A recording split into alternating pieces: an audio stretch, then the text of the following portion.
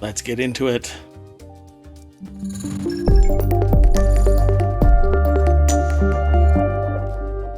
Hello. I am Mayor Watt. That is ohmtown.com, and up there is the AI that's going to keep track of everything and keep me in line. Maybe make us do the show on time. I'm already late. It's not the AI's fault. Want to introduce yourself? Good evening, ohmTown citizens. Hey, so today is ohmTown Daily's Season 2, Episode 170 for June 19th, 2023. Amazon denies paternity. And more news. Let's get into the news.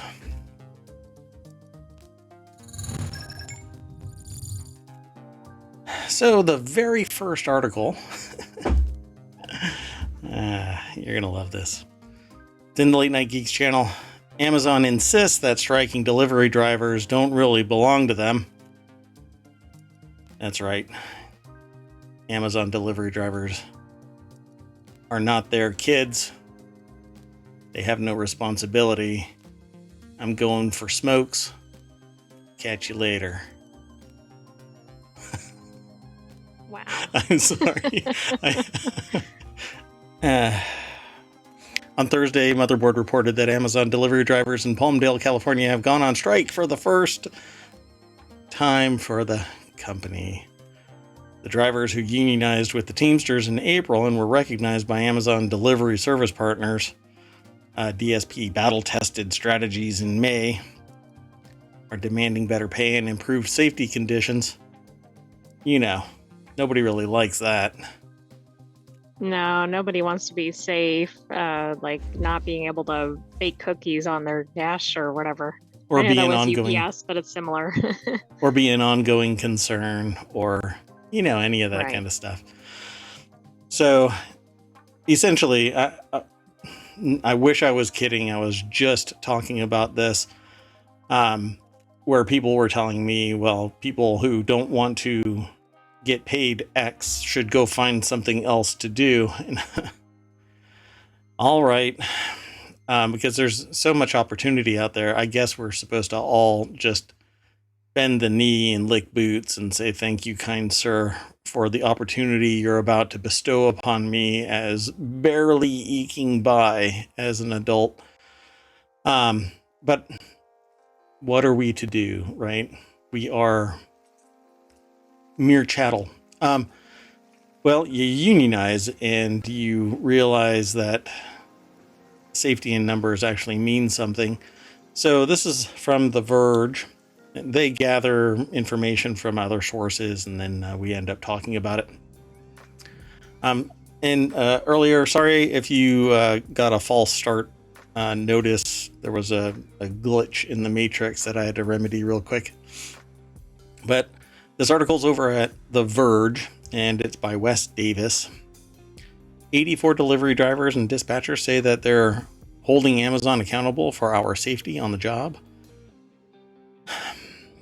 Yeah, we've had this conversation before to some degree, and it comes down to you are an employee of an organization. If they tell you what to do, when to do it, and how to do it, you're an employee.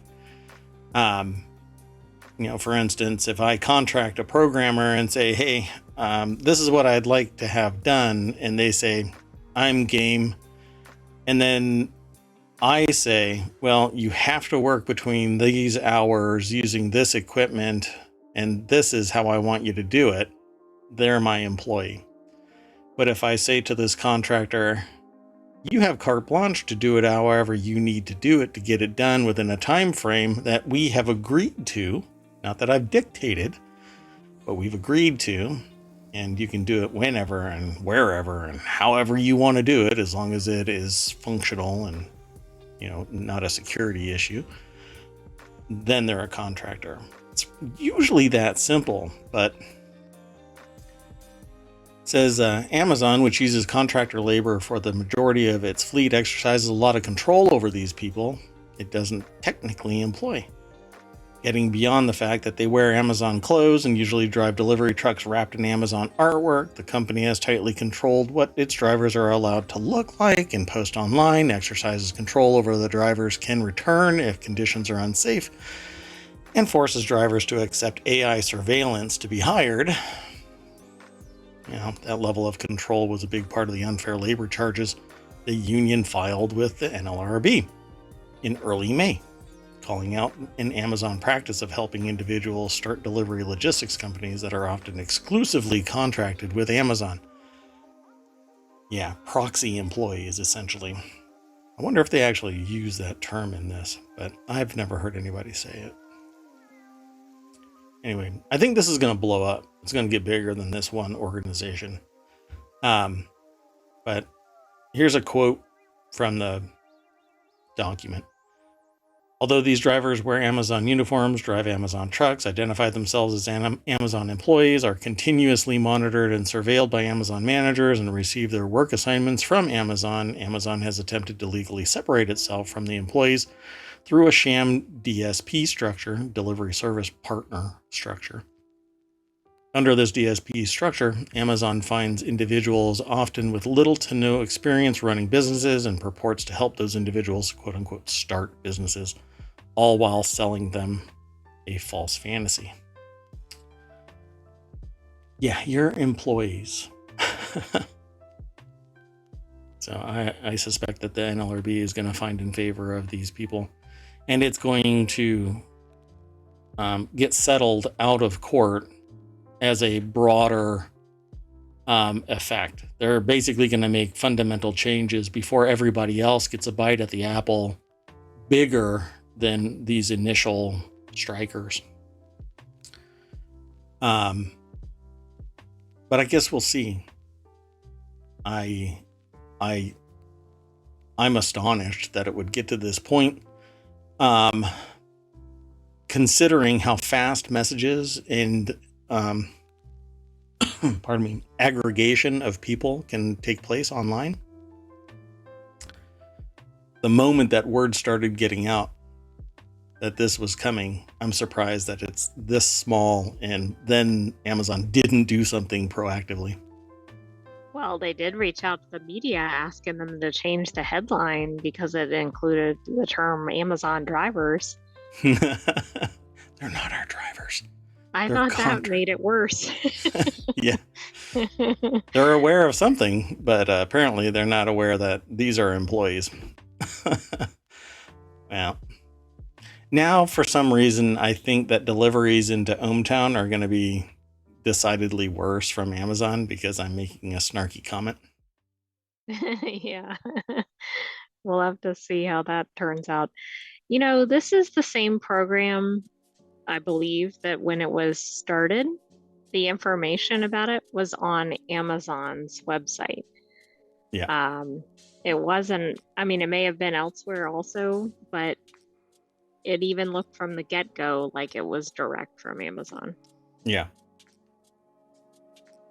Yeah. The only thing that I can think of is that they know exactly what they're doing, and they're hoping that people would just not really wonder, are these people employees? If you're wearing the uniform, if you're telling people that you are, if you've been told that you have to wear the uniform and tell people that you are, then you are employees. You're not contractors. I've actually had this conversation with people that work, what do you call it? Like snack goods routes? Routes, like potato chips. Vending. Yeah, there you go. So like food vendors.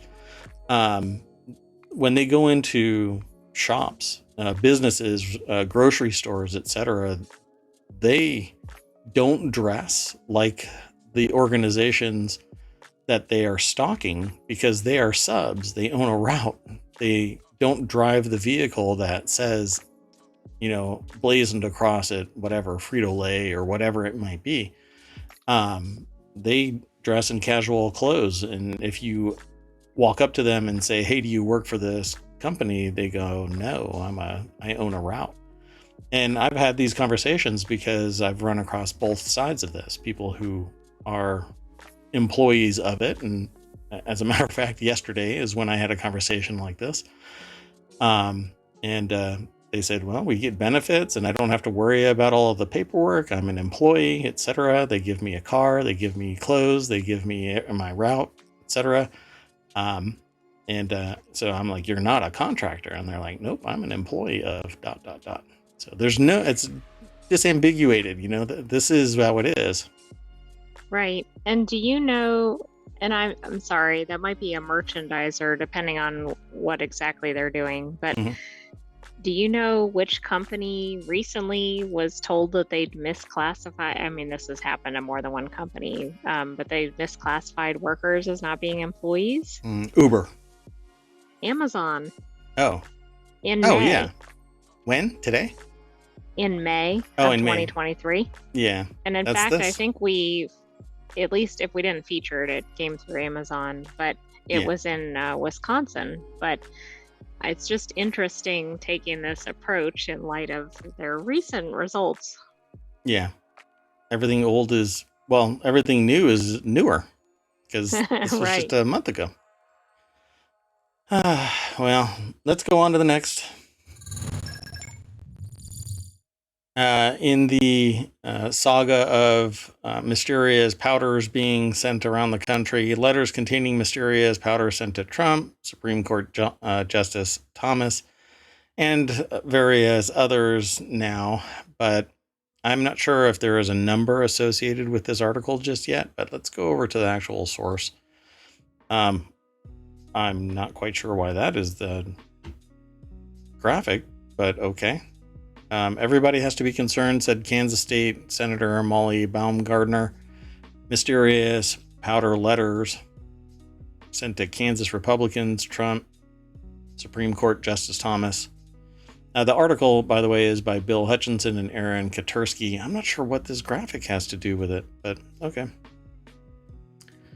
A series of threatening letters containing a mysterious white powder is raising concerns that Republican lawmakers in Kansas and across the nation who receive them are being targeted by someone cryptically calling themselves your secret despirer, according to authorities and recipients of the letters. Well, I don't know what to say. It sucks that somebody is going to this extent to voice their displeasure. And they should be prosecuted to the fullest extent of the law. Oh, absolutely. I mean, if this is somebody who's disgruntled about something, this is not the way to solve it. Right.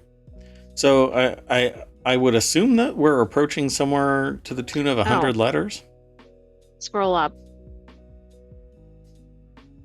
Yeah. It was about 100. Yeah, so far. Since Well, Friday. right, and about every day they seem to announce more. Yeah, the bulk of them was on Friday to Saturday, and then we've jumped from 90 yesterday to 100 today, and I'm sure that it'll continue. I hope that they're being stopped, and I wish that they would actually disclose what they are, but I think the other side of that is the fear of these letters in the system. Even if they are harmful, then it'll shut down the USPS. And if they're not harmful, then it's fear, uncertainty, and doubt will still hobble the USPS and put everybody in the United States in panic. And everybody starts pointing at everybody. Well, I don't know about everybody pointing at everybody, but anyway, people will start pointing fingers. Right. It says that the letters have been harmless, but that doesn't mean that all of them are. So, Right. we also don't know if they're all coming from one source because there could be copycats at some point. Exactly. Hopefully, the FBI and other investigatory bodies are reviewing the content and trying to shut all of this down so nobody gets harmed. So let's move on. Oh, you know what? Before I go too far into the show, let me start throwing this into the chat. These are the articles that are also in the election right now so that you can vote. Hello, Toll. How are you? Nice to see you. Very good to see you. You're catching the very beginning of the show, so thanks for stopping on by. So these two articles are the ones that we've just discussed, and you can go and check those out as you see fit. And as usual, we have the daily election and past elections. You can go and visit them by going to ohmtown.com/elections. That will be the daily election. And then past elections is actually ohmtown.com/past-elections. Might change that in the future to just say past elections, make it easier. Anyway, check those out if you see fit. And the way that it works is we look at these elections over time. And depending on what shows up in our news and what we recall from the elections, we actually aggregate that into the news for that night. But there's no guarantee that we'll pick something. It just lets us know what's going on in people's heads as to what their interest is within the confines of ohmTown, since we have so many news sources. So let's hustle on to the next article. So this next article is in Smack Talk. Hackers threaten to leak stolen data if Reddit doesn't reverse API changes. And spoiler alert, they're not gonna. There's an IPO pending. They want profitability. They want to be able to,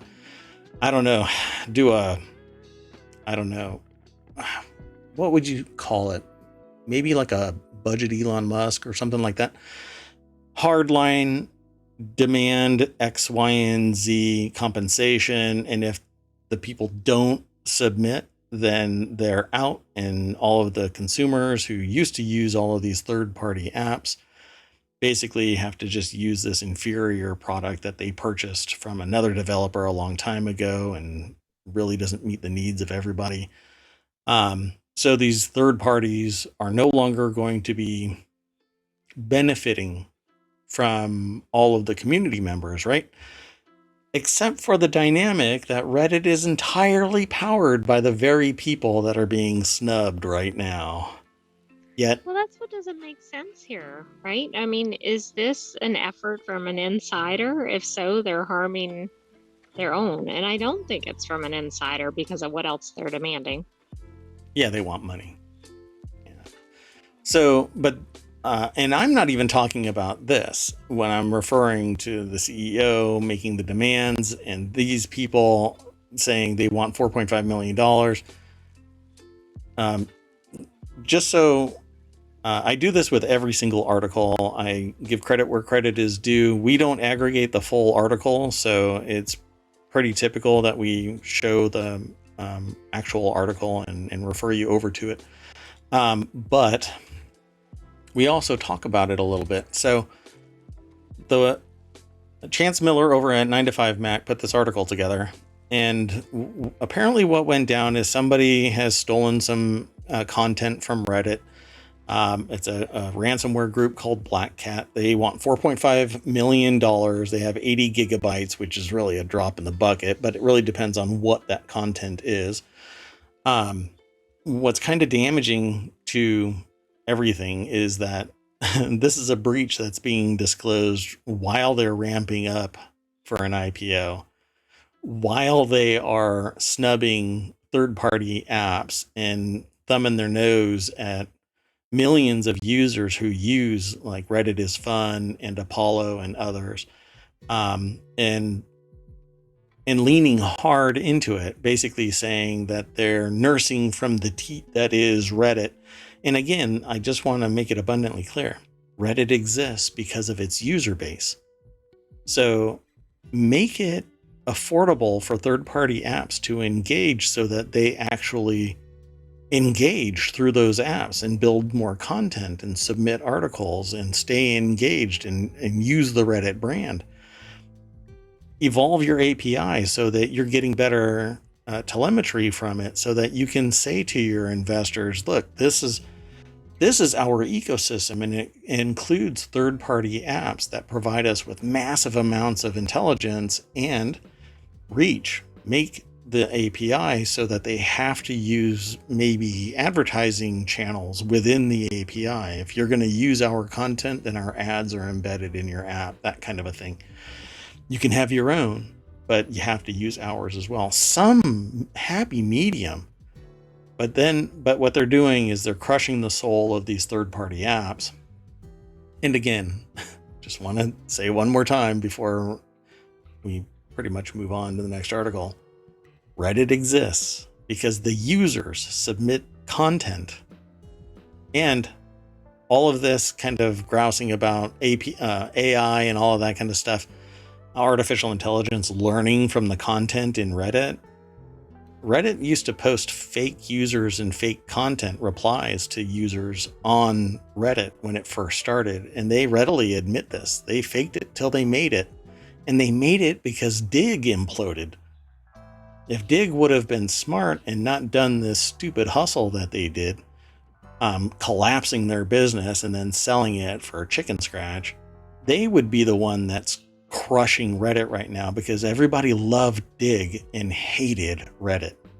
But then the Dig flood took place and Reddit was, I guess, the Taco Bell of fast food wars.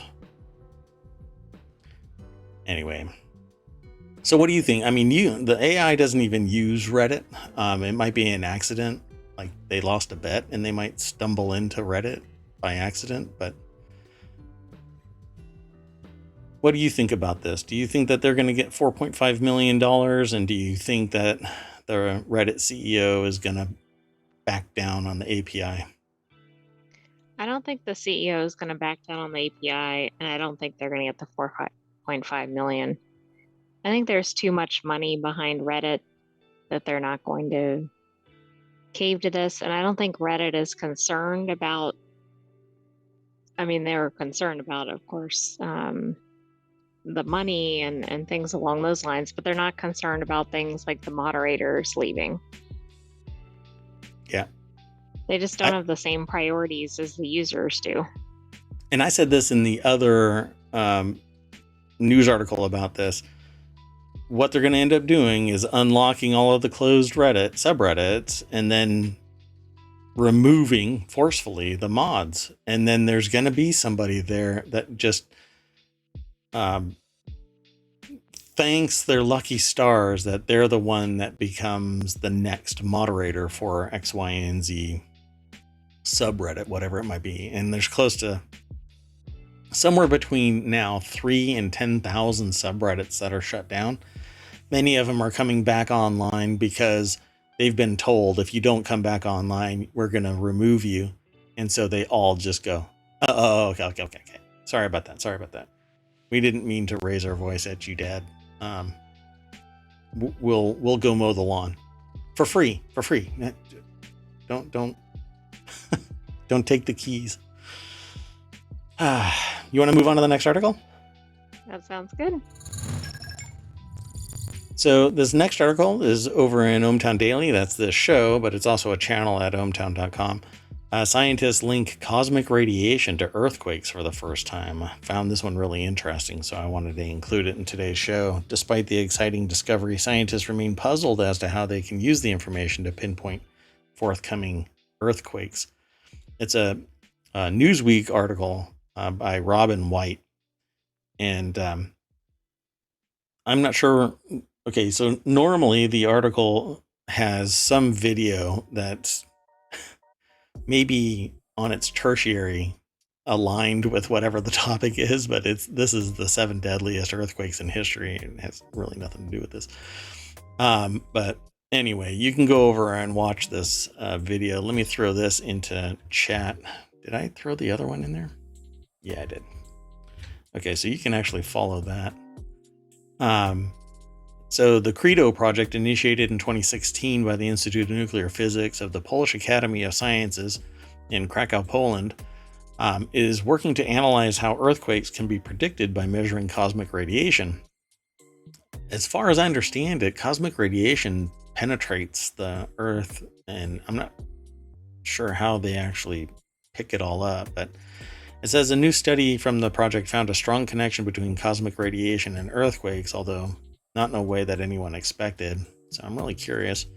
The most intriguing outcome of the study is that we see a connection between the two seemingly disconnected science realms, cosmic rays and seismicity. Homola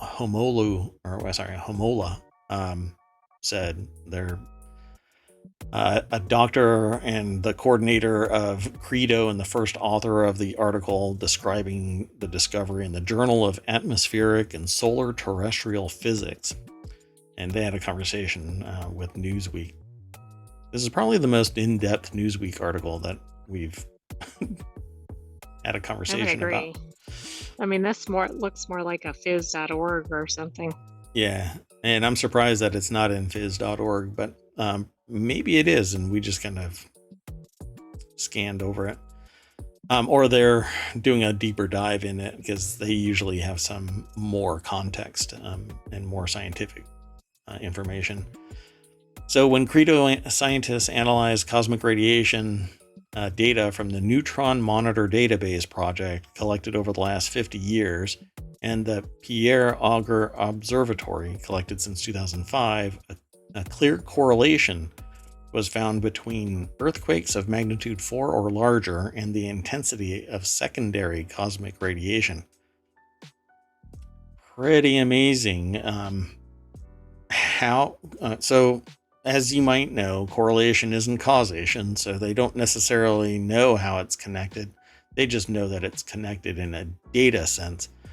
It could be complete coincidence that the two align, but when you have years and years and years of evidence suggesting that when one is high, the other is high, then it probably will lead to a deeper research effort into it.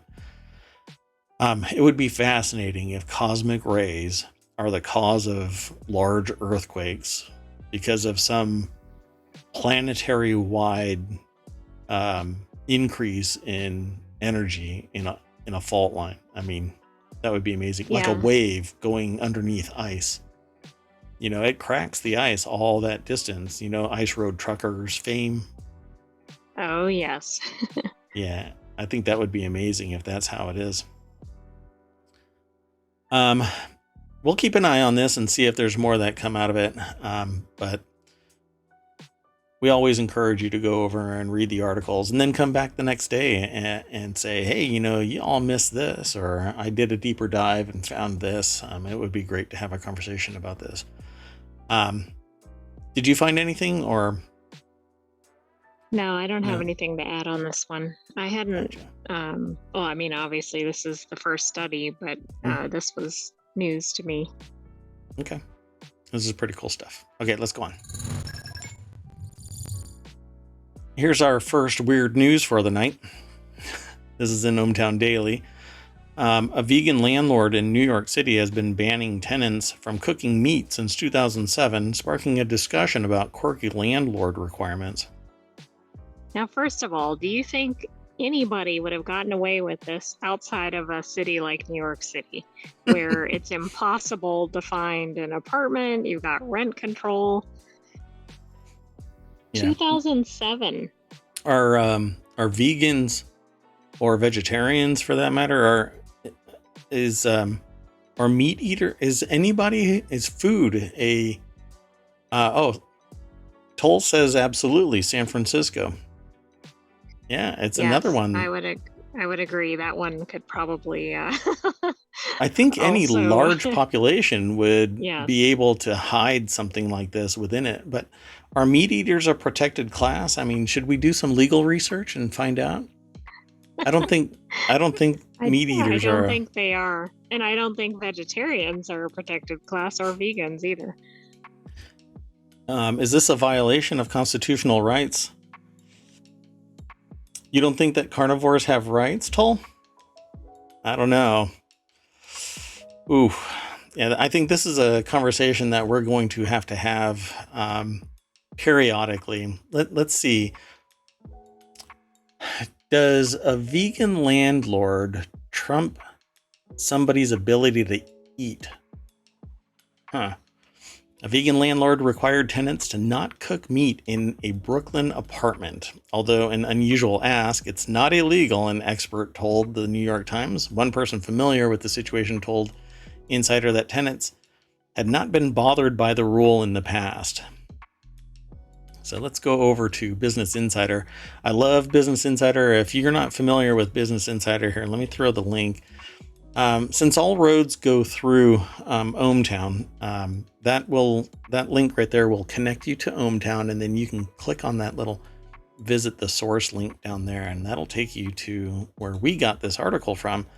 But in the process, go over, sign up, become a citizen, and affords you the ability to create a remember and ignore list. It'll appear here after you log in, and you can swipe. It's really neat. I'll show you. Wait till the end. I'll show you at the end of this. So the article, though, is by Hannah Gedahun over at businessinsider.com. This is not the apartment complex, by the way. I think that this is a bridge. Sorry, it was funnier in my head. The AI is not even... It reminds me of the apartment that was in LA, actually. Wait, what? The apartment that was above the bridge in Los Angeles? That was a tiny little bridge. That was overlooking a flood control channel. It's the same concept. Talk about reaching. So the AI is describing a previous article where somebody is selling basically what was built as a getaway cottage, but it was sitting over the LA aqueduct. And so when you come out onto your, I wouldn't even call it was a rooftop deck, you might be able to see debris floating underneath your house. That was generous with the rooftop deck. That was wild. Toll, you had already given me permission the first time we met that it was okay to say what you put into the chat. So it says it definitely goes against the pursuit of happiness. I agree. If I'm a meat eater, I wouldn't, if I knew the rule before I went into getting this apartment, then fine. If I buy into it before I get it, but if they spring it on me after I sign a contract, I think it's a violation of the contract, and I'd be able to walk. Let's see. Well, and even if it's not for you, what if you have people like your family visiting or something? I mean, that's going to get real awkward if you're trying to have a barbecue or something with your family. Yeah, and I'm like Toll. Not being able to cook meat is a deal breaker, and the landlord is losing business because of their choices. But I also agree in spirit with what Toll says, in that I think that a business, and this is quoting Toll, I might butcher it a little there, Toll, but I think that a business renting something is like a business, and businesses should at least or have the ability to protect who they want. So they should be able to serve anybody that they choose to serve, and it shouldn't be a mandate, right? Like, well, I'm a vegetarian or a vegan, I will only serve vegetarians or vegans and any meat eater that comes in here. I don't even want to serve them my vegan food or allow them to rent a space or whatever. Totally buy into that. But there are certain protected classes, and I do wholeheartedly buy into that. I think everybody should be treated equal. It's just a bummer that there are people that push it the other way. And I don't really agree with this. But it's not me, right? It's not me renting this place. But I can tell you that if it were to pop up in the contract after I signed it, like they say, hey, right here it says other issues as assigned. Well, one of those things is you're not allowed to have a barbecue of any meat out on your patio. Then I would probably have to walk pretty damn quick. But getting a place unless in New it York, was rent controlled. yeah, right. Yeah, but they said that it's never been a problem, so I'm really wondering why it popped up. But I guess somebody had said it in a conversation. So let's see where it came from. Because it comes Yeah, from the New York Times. It I'm was just, thinking it got mentioned somewhere and it just got some traction. But I also think something like this is going to attract a certain type of tenant who is not going to object to it. yeah, exactly. You'll find an audience that buys into it, and they may buy into it to the point where they're willing to pay that premium price. Like Toll said, it, it it's it's really a deal breaker, and they're losing business. But I guess if you want to, it's like anything else. If you want that oceanfront property, you're willing to do whatever you have to do to get that oceanfront property. Not that this is, but Toll also said, but definitely, like you said, it depends on the timing and when the landlord brings it up. Yeah. Right after you move in, the landlord walks in and says, oh, by the way, I'm vegan and you can't eat meat. Right after Oh, you put your rent deposit down or something. I don't know. exactly. Yeah. So it says here, according to the Times, which caught the uncommon ask on nextdoor.com before it was removed, the listing appeared with no meat/fish in the building. So it's a vegan building. So I guess my leather jacket is I was right gonna out. say, does that extend to attire? How about Yeah. shoes? Yeah. Yeah. I guess. Like, do we do clothing inspections at the door, at the What if I'm a lobby? furry? Am I going to be allowed in the building? Never mind. A person familiar with the building situation confirmed this to Insider, explaining that the meat cooking ban was implemented because the smell of fish carried throughout the smaller building, which had okay, but not amazing ventilation. Look at those prices for rent, says Tull. Yeah, check this out. I want to draw attention to it too. I was going to bring it up, but look at this. Going for $4,500 to $5,750 a month. To rent, and I wonder what the square footage is. I'm sure it's a tiny space. So That's more Tolgi than says, somebody pays for a large house to own for their mortgage. yeah, I don't understand how people make that kind of money in New York, but I guess they do. Multiple people, maybe? I, I, I don't know. It hurts me to see that number going to somebody else's mortgage instead of their own. So Toll says, how about gummy bears and other gelatin products? Yep, that too. Exactly. Where do you draw the line? Yep. That's like 4 times our mortgage, Oh, says wait, Toll. it's Yep. vegan too. So, I mean, do they allow things like eggs and dairy products? Yeah, well, I guess the stipulation was nothing more than meat and fish. Instead of updating the air conditioning, they basically ban everything. And maybe that's what gave them the impetus to become a vegan. My air conditioning is really weak, so I'm a vegan. The person explained that the previous tenants who have been asked to follow the rule since 2007 were not particularly bothered by it. They don't care because they bring takeout. They don't cook themselves anyhow, and if it works for you, fine. If it doesn't, move on, the person told Insider. Yep.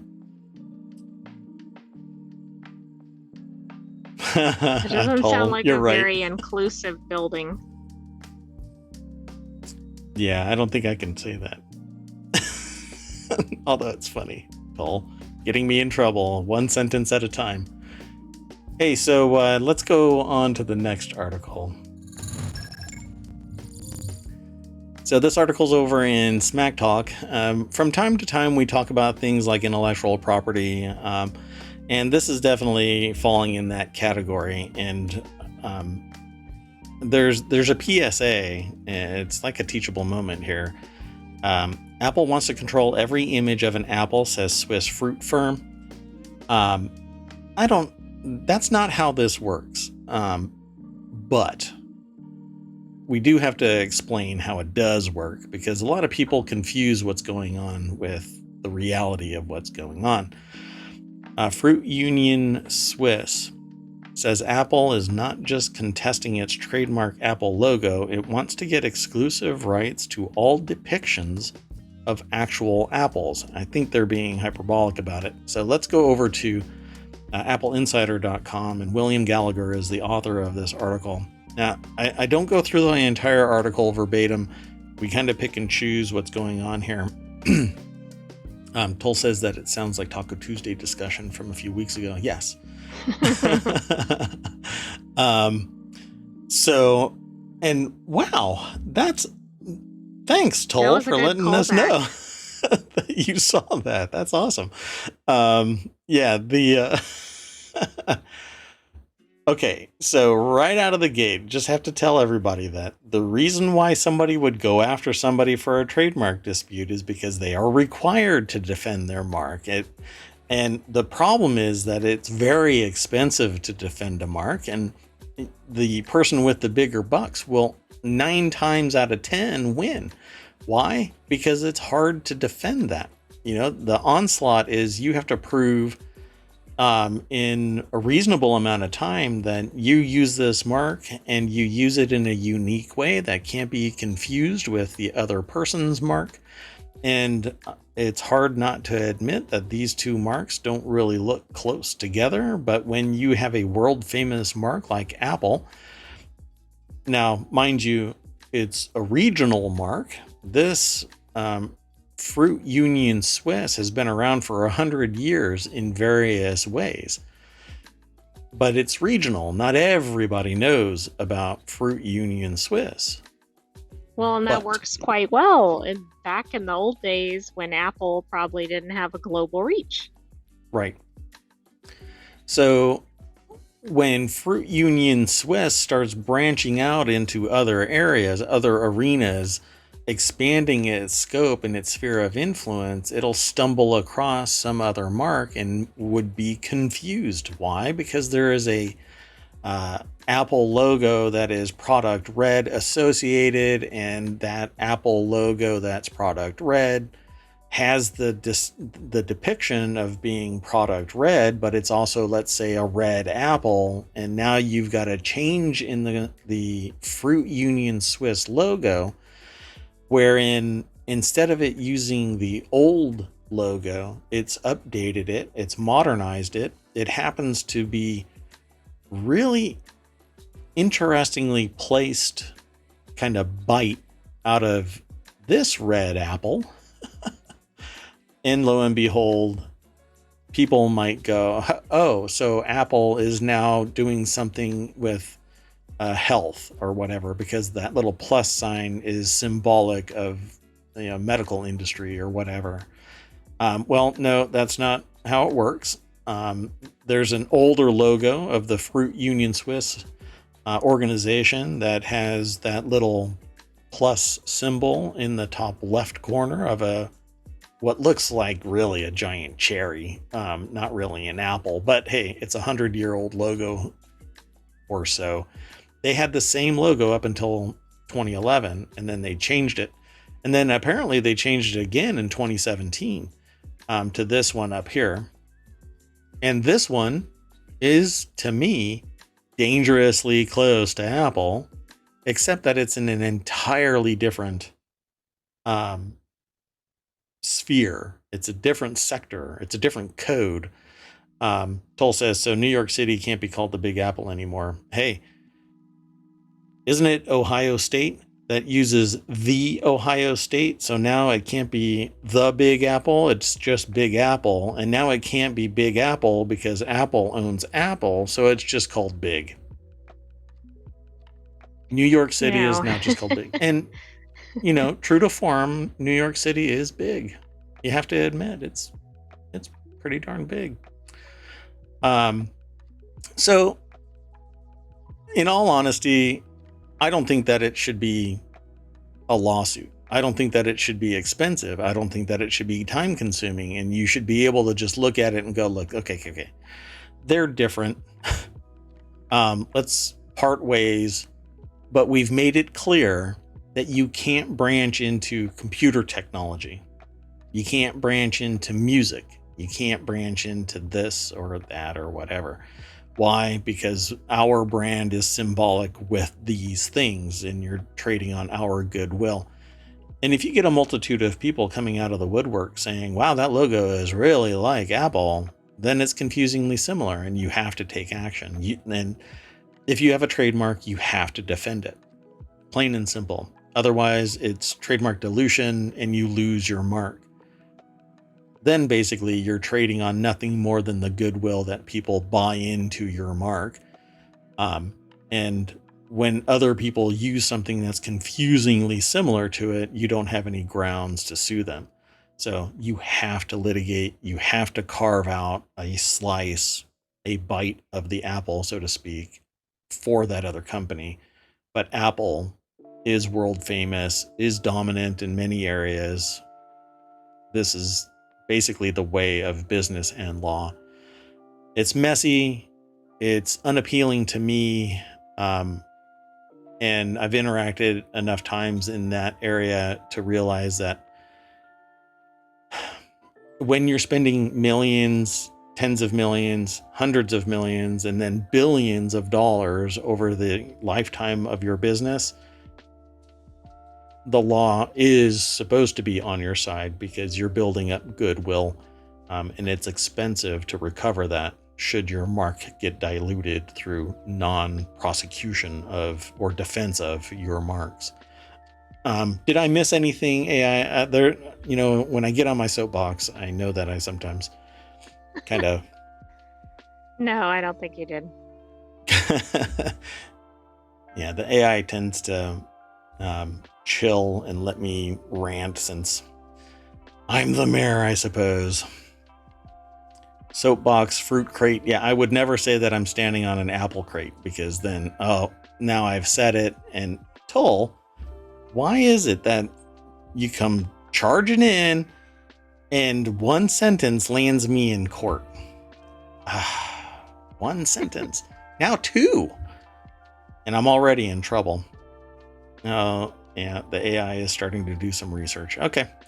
Well, it says, however, Wired notes that the World Intellectual Property Organization, or WIPO as it's usually called, says Apple has made a number of similar trademark requests worldwide. Yeah. They're trying to get worldwide recognition for their mark. It's not unheard of. And the bigger the organization, usually they do it constantly. And every time they create a new trademark for a product, a service, whatever, or it deviates from what it already has been for decades, they do it again. So, hello, crazy cat lady. Welcome to the show.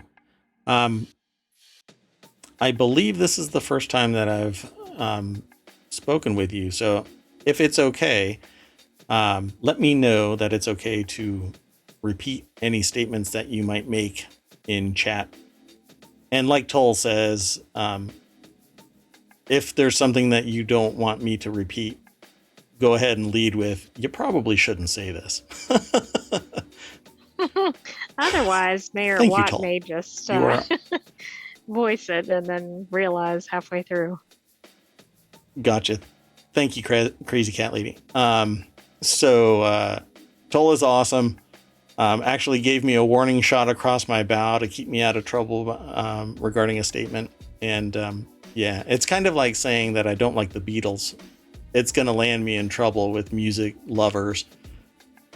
Oh, but I just said it out loud. Oh, no. I said the quiet parts out loud. No. Oh, no. Oh, my goodness. Well, we just lost them as a sponsor to the state or whatever, anyway. This is bad. Well, welcome to the show, Crazy Cat Lady. Appreciate you being here. And if there's anything that y'all want to talk about, just throw it in chat, and we easily manage, the side discussion. So, no, I heard you say the Beatles. Oh, yeah, it is a different. It's Beetles, not Beatles. It's a totally different Beatles, so it's not really an issue. So thank you very much. Thanks for the follow too. Appreciate it. Okay, hey, let's go on to the next article so I don't get too much in trouble. So I love these kind of articles. Into the jungle. An abandoned Sydney home was reclaimed by nature and is now set to go under the hammer with a $1.7 million starting price. And we're going to take a look inside. Before I do that, let me make sure that I threw... Nope, I didn't throw that into the chat. So let me throw that last article into the chat and you can follow that. But we're going to talk about this one now. And you can follow that article.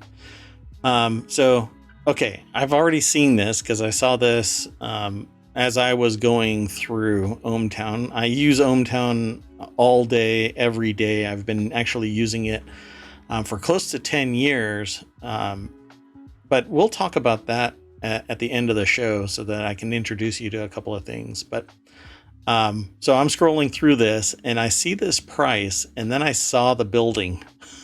And I'm like, okay, I thought New York prices were crazy.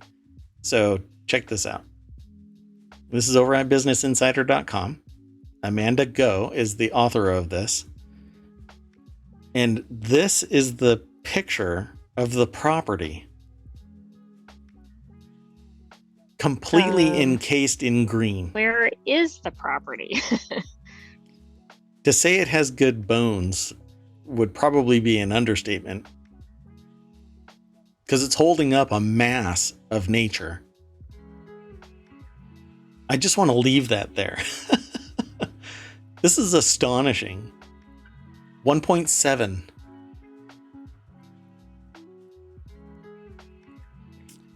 That's interesting too, because I would think the alternative might be condemning the house.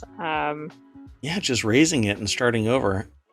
Crazy Cat Lady is crocheting and doing the end weaving for a crocheted blanket, which, by the way, I love actually watching people crochet because when you're getting really good at it, man, all I hear is like the process, right?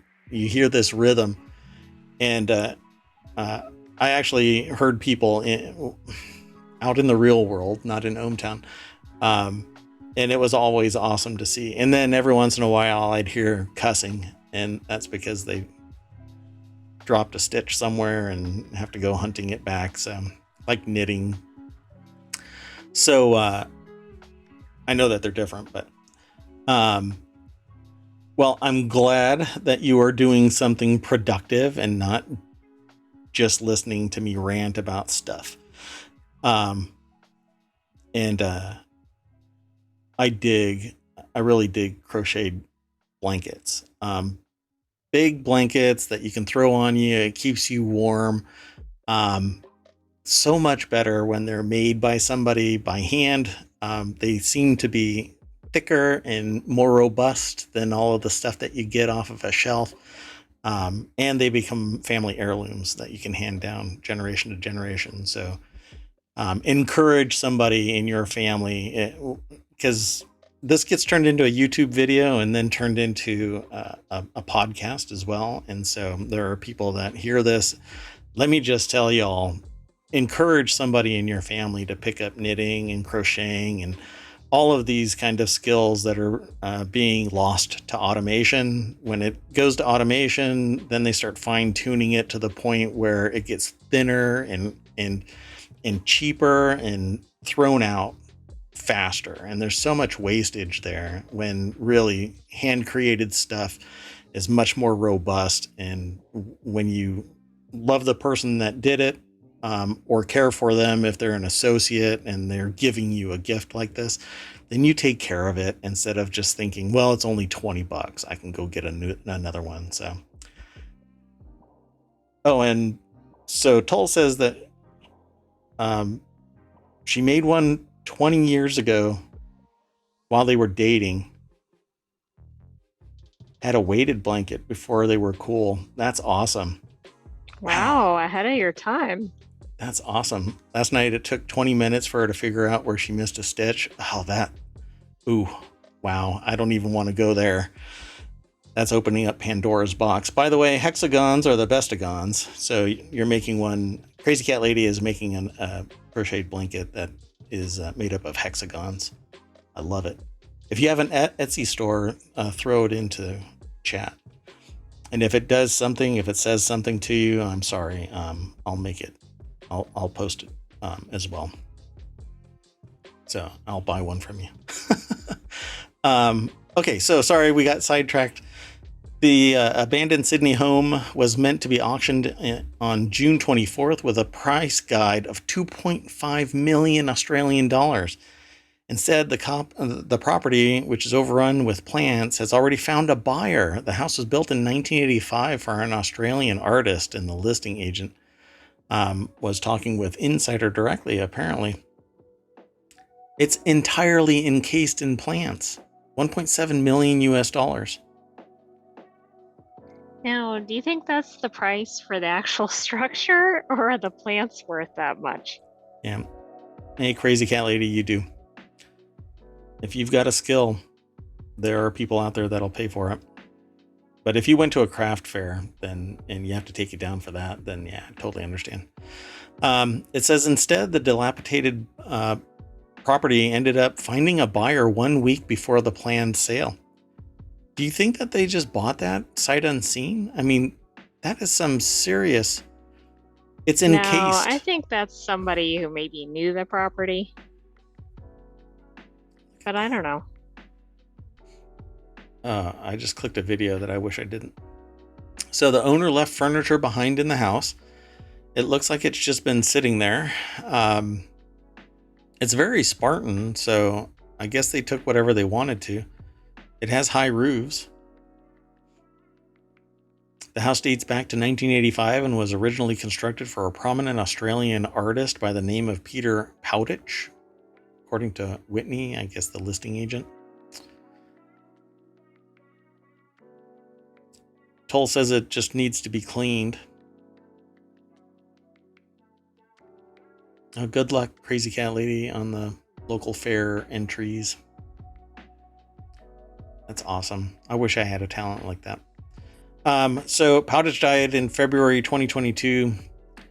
And I guess that's what made this go up for sale.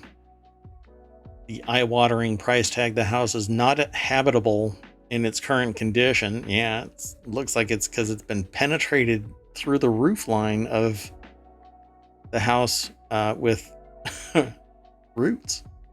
That is insane. But it looks like it's one of those open floor plan kind of houses. What do they call that? Open concept. You know, where they have wings on either side, but the center is wide open. Oh man, I can't remember. There's a whole turn of phrase for that type of dwelling. It's not open concept. No, I don't think so. Toll says I bet the acoustics are amazing in there. Yeah, you could probably hear a mouse fart from one side of the building. Is that not the... Okay. Maybe I've said too much. I don't think that's the real estate term. Oh, really? Oh, okay. So open concept, you can hear a mouse fart. The backyard doesn't look any better. Maybe it too just needs a little dusting. There's all kinds of the pots from potted plants, but the plants have decided to move into the house. This is welcome to the jungle. That's actually what I titled this segment. I like this. Let me see. What did I title this segment? I think I titled Welcome to the Jungle, We've Got Your House. Okay, I gotta move on. Otherwise, I'm gonna be too silly. I'm starting to get a little punch drunk.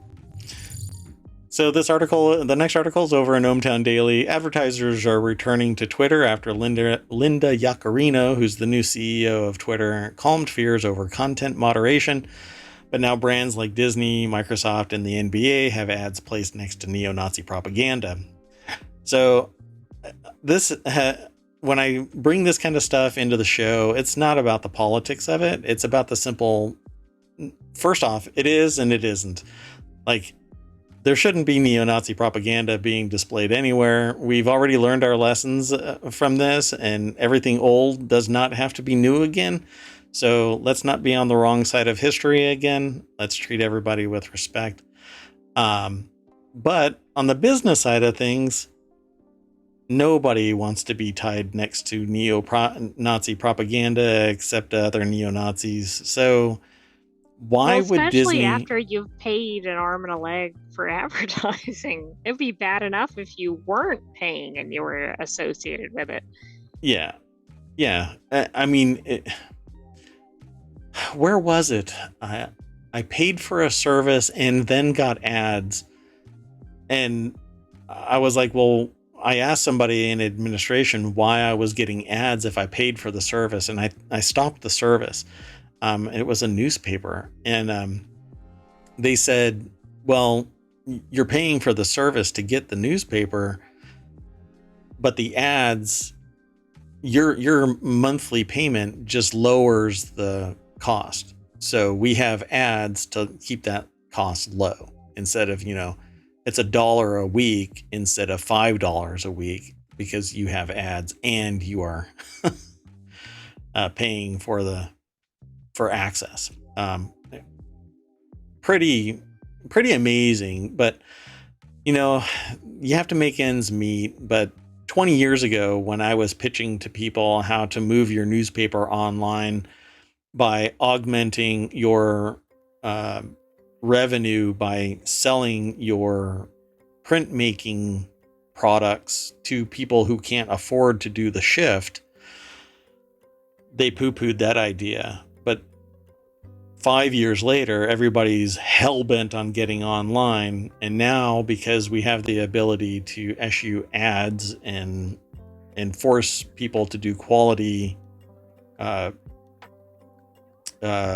services, we pay for those services, but don't throw ads on top of it.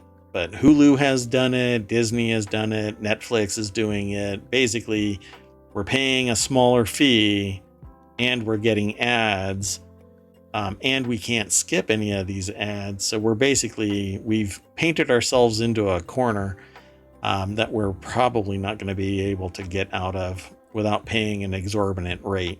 So unless you're paying about $15 a month for a newspaper, you're going to get ads within it anyways. Crazy Cat Lady says we're erasing history to start all over again. Yeah, that's pretty much it. Isn't that the truth? Man, couldn't have said it better myself, so thanks. It's shocking that we've learned the worst lessons because everybody who used to be kind of stuffed under a rock in society now has a venue because they're beyond societal reach and they're finding like-minded people to the point where they can actually place ads on a social media network to find additional like-minded people. And all that does is give strength to what is an oppressive mindset and sociopathic. So I'm shocked that anybody would allow neo-Nazi propaganda ads to be placed next to their brands.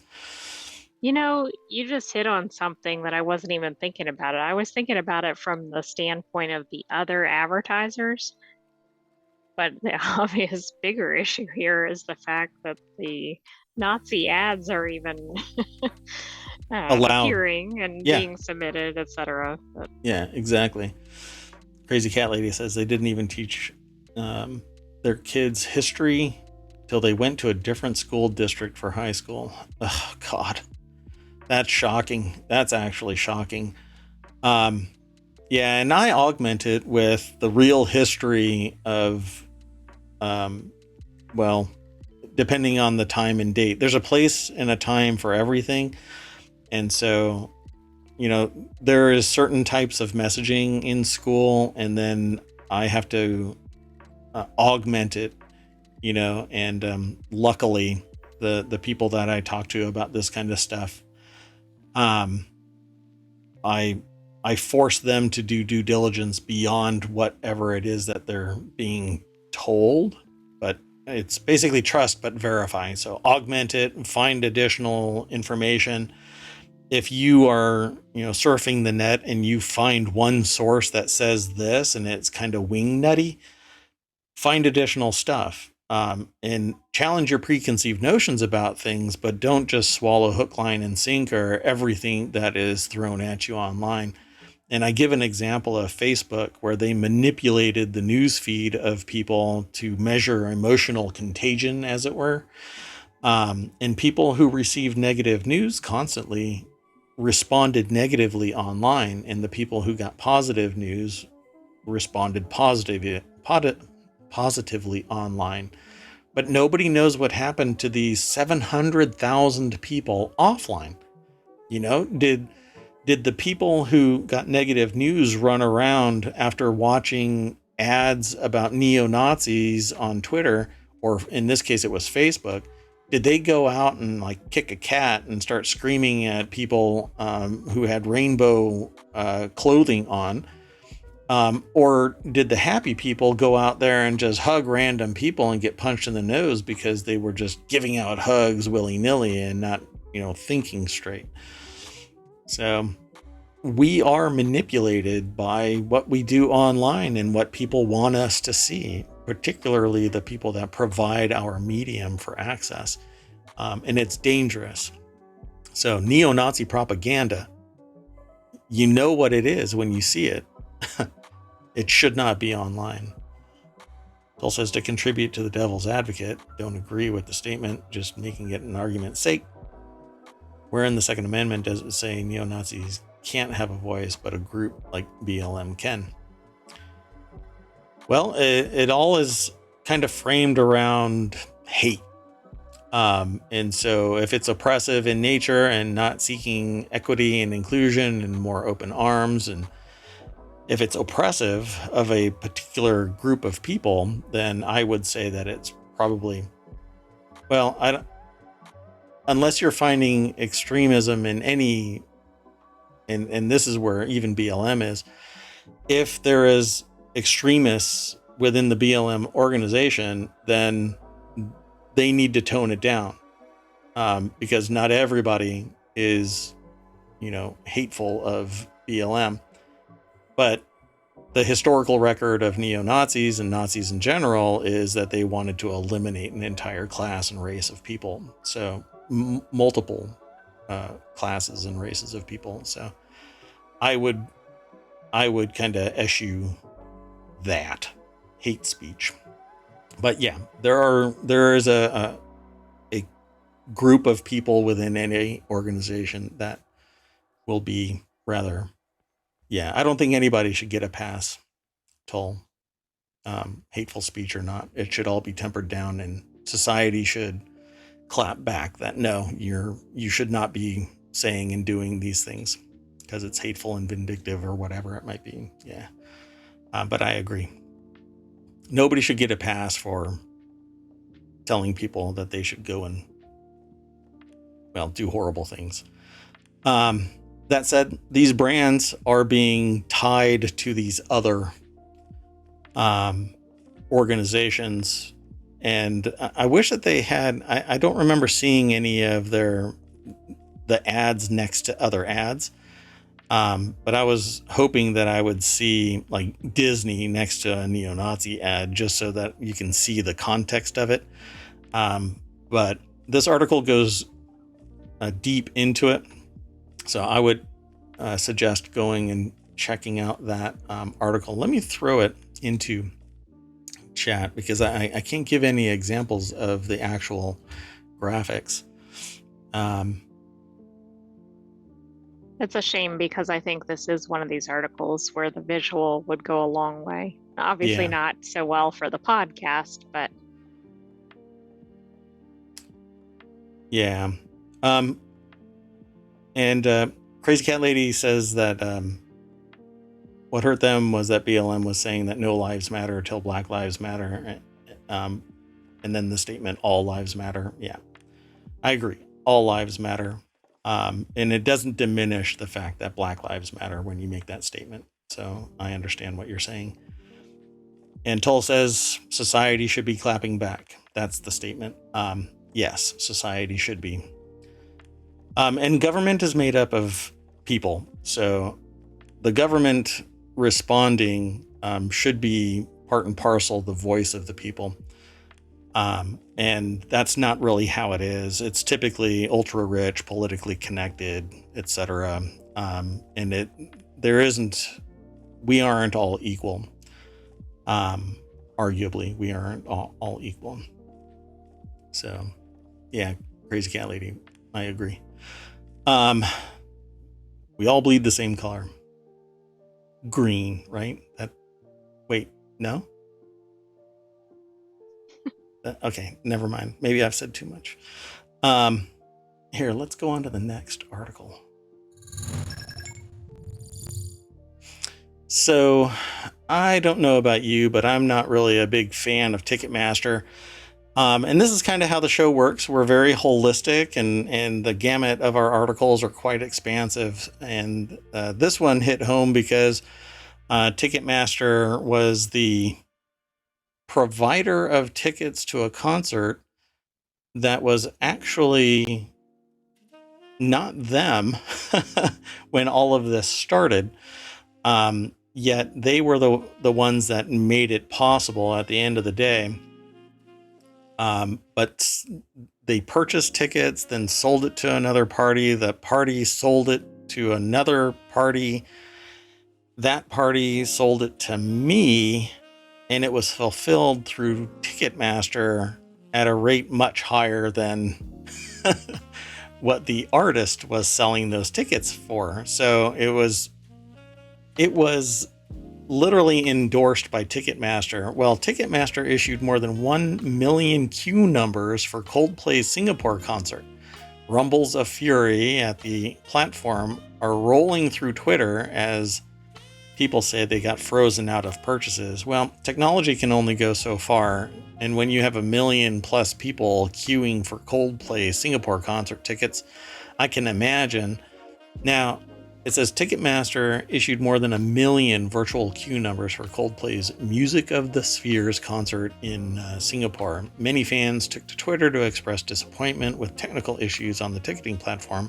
This is not the first time that Ticketmaster has fumbled the ticketing experience for a big concert. No, not by any stretch. Oh, not at all. This article is over at businessinsider.com. Amanda Go and Cheryl Tay are the authors of this. So I've been through this process with Ticketmaster kind of wetting the bed. And I have to say that Ticketmaster doesn't impress me, but they are the ones who fund these massive venues they purchase huge amounts of tickets and then they resell them on their platform. And then there are scalpers that buy these tickets and then they resell them, and it just becomes a hot mess. Ticketmaster can't keep up with major players like Taylor Swift and apparently Coldplay in Singapore. So what ends up happening is a few people eke by, maybe not the right order of people either, because the system can't. If there's 15 people all struggling to get something at a certain nanosecond of time, maybe the wrong person actually punches through what amounts to a distributed denial of service attack, and they get their ticket when somebody else who logically would have been the next in order gets it. So I guess it's kind of survival of the fittest connection. Let me see something here. Toll says, and what people don't realize is that when you say a party buys from a party that buys from Ticketmaster, a lot of the times what happens is a bot buys from a bot that buys from another bot and then sells to you. And yeah, actually, just to give a little more context, the midnight before, or 11 p.m., the day before the concert, the person failed to deliver their tickets to me in any way. And through proxies, I got my tickets on the other side of the venue, almost the identical tickets, but on the opposite side, just as good. But for some strange reason, I believe that those were my original tickets, but they were lost in the shuffle and they were fulfilled through Ticketmaster. It was really interesting to see how this all played out. And now I'm kind of like, okay, I think I know how it all works. And I do know how Ticketmaster works. They buy all of the tickets in the venue, give a lump sum to the venue, which pays the artist, and everybody gets their cash like immediately instead of waiting for the churn of people slowly buying tickets from the venue and the venue having to have really robust ticketing solutions at each venue. Instead, they go to Ticketmaster and say, hey, we have 50,000 tickets. You can buy them all at X price. Sell them for us. You have exclusivity because there isn't another ticketing solution out there that can handle the volume. They're the biggest dog barking on the block. So, what does all of this about Coldplay really say about the state of ticketing? Well, we need more competition. But you're going to have very robust, reliable services. I mean, if there is any a time for something that is closer to NFTs than this, I really don't know. I mean, it's a perpetual ticket. It's locked in place. It's owned by the one person and then can be transferred to somebody else. As long as the system is robust, much more robust than just a fixed database system that seems to crash under the onslaught. It needs to just be a quick transaction and delivered. Do you think this is going to be like the baby bells? Like, do you think we're going to move to something like that? Yeah, breaking up Ticketmaster into smaller organizational units so that they can provide the service within their region. I would not be, upset by that. I mean, I think it would be more prudent to have per state venues, like an organization within the state, breaking up Ticketmaster so that each state, is the region. That's what happened with the baby bells.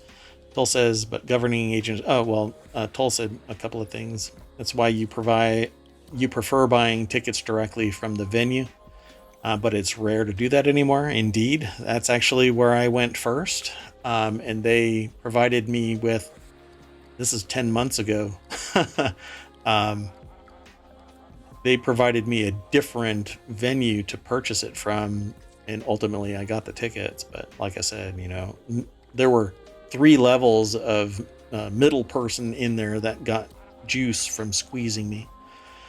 Governing agencies are more worried about blocking the sale of Blizzard Activision to Microsoft than figuring this monopoly of a ticket sales out.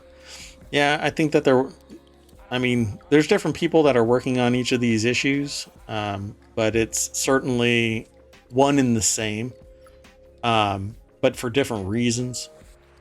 They're both monopolistic, and so I think that both of them need to be addressed. But I am anti-merger and acquisition, but that's a whole other show we can talk about. I mean, this is something that I'm really an opponent of. Create competition with Ticketmaster by making more Ticketmasters. Yep, essentially. But you're going to have to find, it's basically a billionaire's fever dream. They have to dedicate millions of dollars in infrastructure and have the political sway over venues to sell them mass amounts of tickets. It needs to make economic sense and sense in the partnership sense. you have to go to each venue within a given region and say, hey, we can provide superior service and better profits. We'll pay you more for your tickets than Ticketmaster will, which means you have to have massive amounts of backing to fulfill that obligation. And I don't know about you, but I don't have that level of cash sitting in my couch. But I would hero worship anybody that spins up something that goes after Ticketmaster, because I think Ticketmaster sucks. I wish the But I think the artists. consumers are so stuck, right? Because they want to Yes. go see the shows they want to see. The venues are kind of stuck without a real competitor to Ticketmaster. Yep. It just kind of perpetuates it. Yep. And this venue was 55,000 people, and they had 1 million people in line in virtual queue. Bill says that they're pro-business, and if the business agrees and the deal is mutually beneficial to them and doesn't create a pure monopoly in an industry, then you don't think that there should be much intervention. Yeah. But like I described, I went to a completely different venue, and I was funneled and fulfilled through Ticketmaster. And it wasn't the only one based on my conversations. So at the concert, I was talking to people around me, and we were all in the same boat. Everything was fulfilled through Ticketmaster, even though they went through different sources to get their tickets. Their original source, the 4 people that I spoke to about this, they all said that they had different venues. And they both bought at least, all 4 of them bought at least 2 tickets. So this is what I do when my +1 goes to the bathroom at a concert. I'm not paying attention to the music anymore because I'm here to enjoy it with my +1. Anyway, let's hustle on to the next article.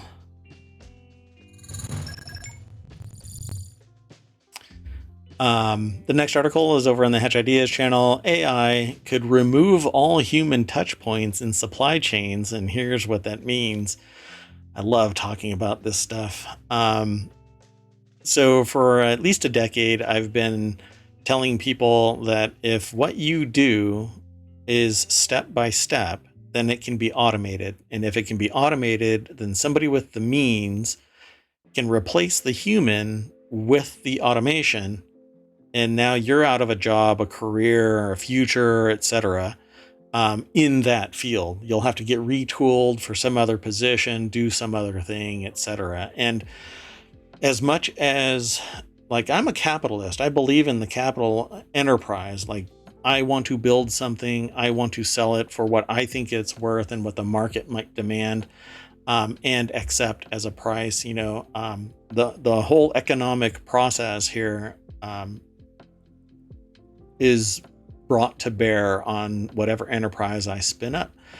Well, technology short circuits this, and I can remove what used to be the most expensive expenditure in the enterprise, which is the human, because the human gets sick, gets stoned, is stupid, gets mad at their significant other, gets drunk and crashes their car, whatever. They have a bad day and production slows down or stops or goes in reverse, whatever it is. But if I can take a series of steps that a human would take to produce X good, then all I have to do is put one bot down and it'll do it. I just have to do the equation, because that's what it is. Step 1, step 2, step 3 equals whatever, step 4. You are an equation if what you do produces an output. As much as I don't like saying that to humans, that's what a business owner with the capital to expend on automation is thinking. If they are really deep end on the sociopathic side, if they really believe in the human condition and not pure profit, then they'll hire people and teach them a skill. Let's go back to Crazy Cat Lady and say, I want to teach somebody how to crochet so that they make high quality blankets, then I will teach that art, because it is a skill. And while automation can do a close approximation of creating a blanket, usually its quality is bound by somebody's profit motive, and it'll get either really expensive because they keep it at the same level as a human produced item, or it'll have a greater margin, be a little bit cheaper, and they'll sell it mass production at lower quality. Well, that's what's happening with AI. AI is automating everything that a human can do. Lucy Handley over at CNBC.com is talking about this. Generative AI in supply chains means that it'll be able to forecast demand, predict when trucks need maintenance, and work out optimal shipping routes, according to analysts, removing the human from the logistics of shipping. It says AI may be able to totally or nearly remove all human touch points in the supply chain, including back office tasks. So all they have to do is say, this needs to get from point A, from one coast to the other, and AI can map out every single stop so that there's no deadhead load from a shipper going from one coast to the other. Whereas a human might misstep somewhere along that way. And automation can remove the human from the long haul trucking mechanism process simply because a short haul to the edge of, let's say, a city in Los Angeles, you transfer the container to an automated vehicle and it trucks its own butt all the way across the coast to Boston. And on the edge of Boston, it goes to a short haul trucker that can manage the complexity of inner city traffic and drop off the load. And all the while, it can pull into cities, regions, hubs, and do the transition there so that when it's doing its deliveries, it's never doing a dead load. So Tulsa has agreed. Well, and it's looking very attractive now with all of the port issues and the transportation issues. Sorry, I didn't mean to interrupt. No. So Tulsa has agreed we should be automating what can be automated and training people to be thinkers and innovators to find the next big thing. Case in point, we had a driver go from Connecticut to North Carolina to drop off a tree truck. Is that really?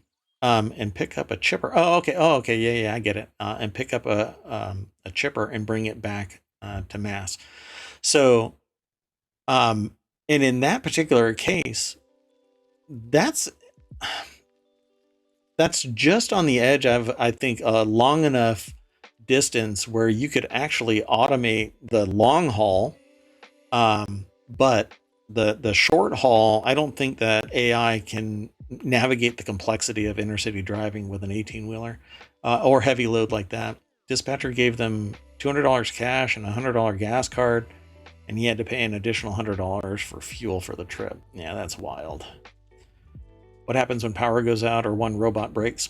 Well, that's the thing that brings me to another part of this. Because the humans are going to be removed from this manual process, right? They don't need a human anymore. Humans are going to have to be retooled. And I think it's irrational that humans say about other humans, oh, we'll get another job. Don't worry, you'll get another job. I don't think that that's true all the time. Not every human can retool for a technically sophisticated job, or they don't want to do it.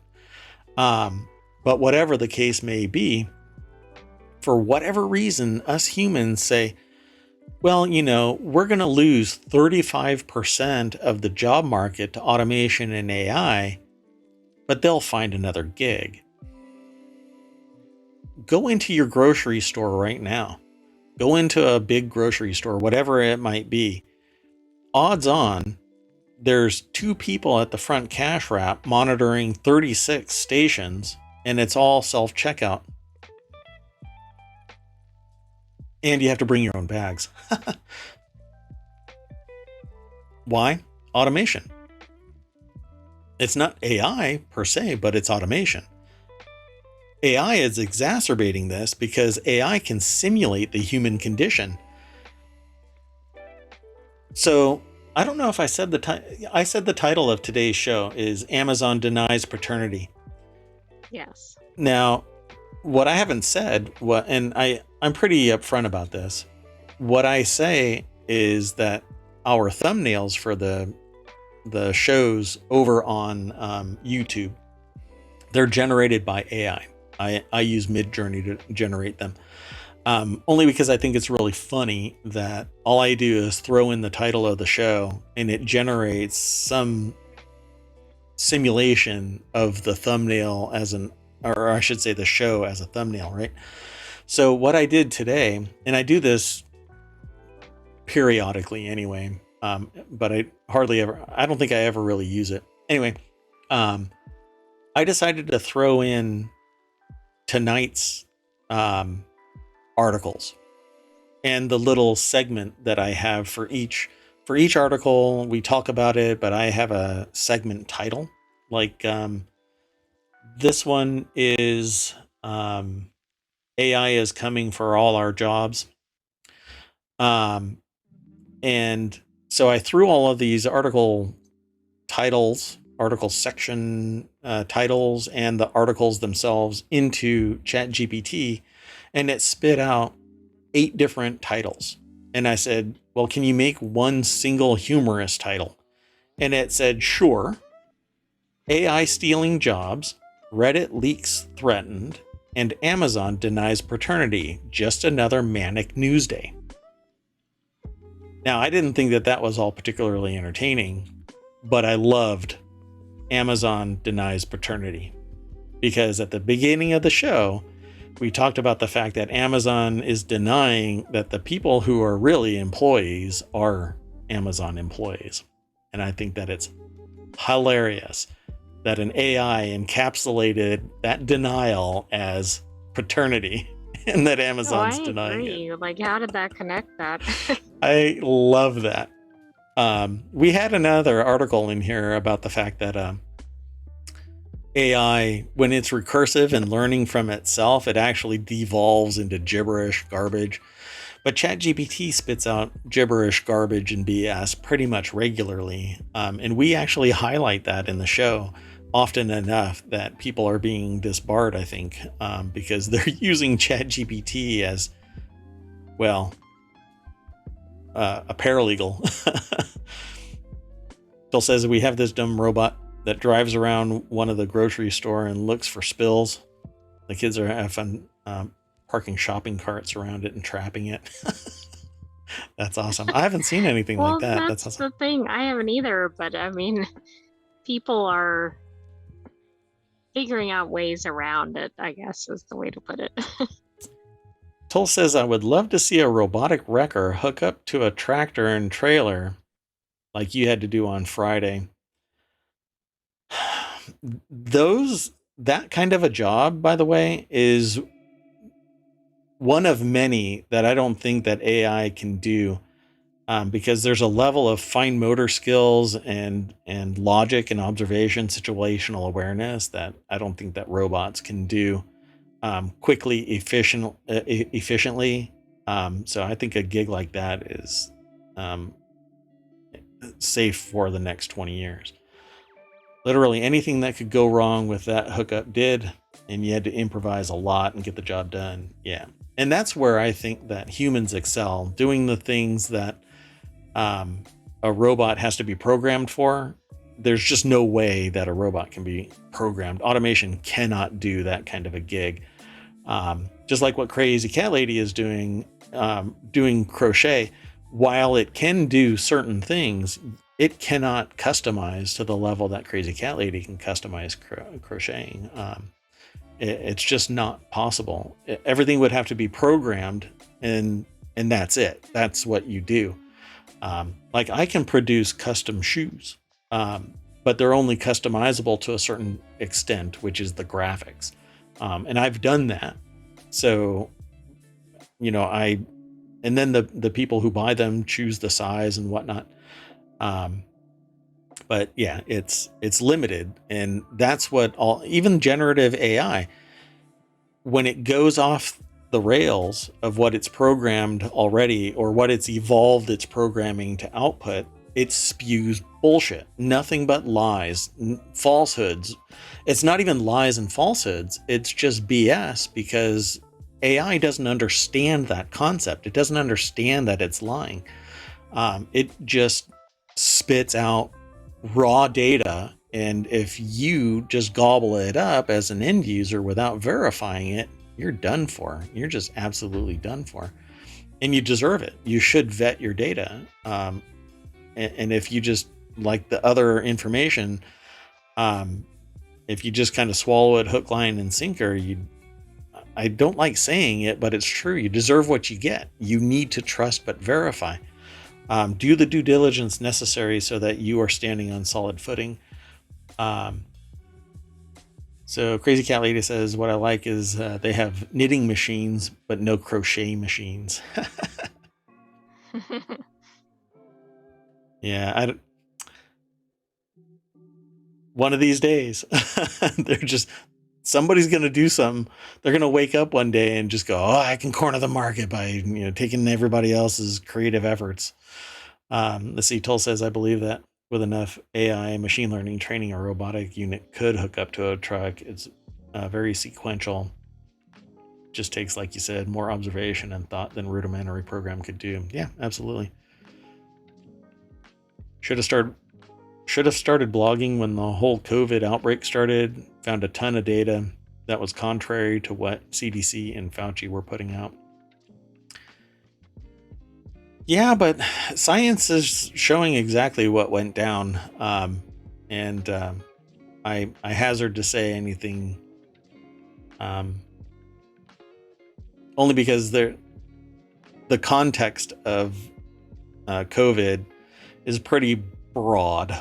And so it can affect somebody right next door to you in the fundamental standard way, but not necessarily you or somebody else. And so in the bulk amount of information that's out there, the standard was this is what should be done. And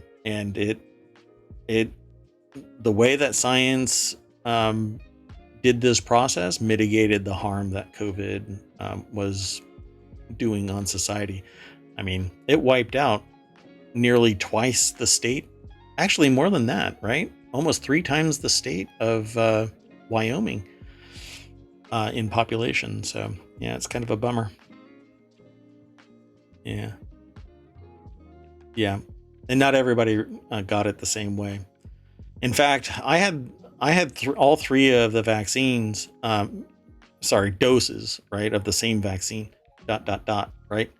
And my doctor still said that he believes that I got a light hit of COVID.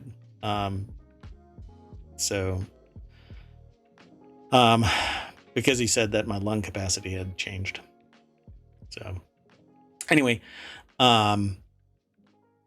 so all of this automation is coming for you, and you kind of have to, and this is what I tell people when I'm consulting, when I'm talking to people, you have to choose where you're going to be in 5 to 10 years, because if you don't, there are people out there in every single field that are looking at automation, machine learning, artificial intelligence, and they're designing mechanisms to mitigate the human impact on things.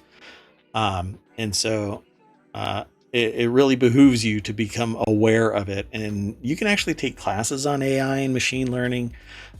You can do fundamental research yourself and see for yourself what it's capable of. And I've had conversations with AI, creepy conversations, where you think that it's a human being, but the moment that you start asking for factual information, it kind of wets the bed. So AI definitely could remove many. The article says all human touch points in supply chains, but I think that it can remove many. Phil says absolutely. Phil did research because it didn't believe the way that it was presented, the data, and beginning the continual emphasis of believe in our science. Our science is the only science. Yeah. And I don't buy into that ideology either. Trust but verify. Toll is a wrecker, That's always a good truck driver. practice. Yeah, always a good practice. Job is pretty secure for a while. Yeah, your job is secure because there's so many numbnuts out there that like to jam their vehicle up somewhere. That is some job security. I didn't think about it that way. And I'm largely in the same boat, just not a wrecker. So yeah, I'm constantly putting out fires. Mayor is just one title. So here, let's go on to the last two articles for tonight. We'll talk some shop here. This next article is something that I would love to do as a side gig. Hometown Daily is where it's housed, but it's actually sourced from Business Insider. A Texas real estate investor created a tiny home village where sites rent for $700. Its residents get a slice of the American dream and have formed a tight-knit community. Let's take a look inside. Dun, dun, dun. I'm just going to go straight over to the source here. Alcina Lloyd is the author of this. It's over at businessinsider.com.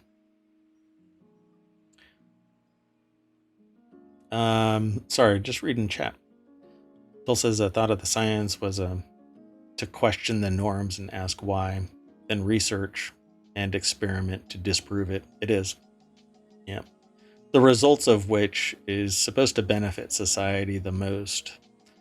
And it's always a perpetual question, but sometimes the results need to be put into action to mitigate harms to society or improve the life of society. But then they keep on doing the research. So they keep on asking, is this the best way to do it? Should we do it a little bit differently? And they improve upon the solution, even though there might be a solution. It is the solution here. Then they improve upon it and they find the better solution. And it's, we stand on the shoulders of giants is the phrase. And we constantly improve. Sometimes people, like I've said previously, wet the bed, fall on their face and have to start over. Unfortunately, that's fundamental science right there. Crazy Cat Lady says that they've got 3 kids with medical issues, spend a lot of days dealing with stuff for them. Yeah. I am familiar with situations like that.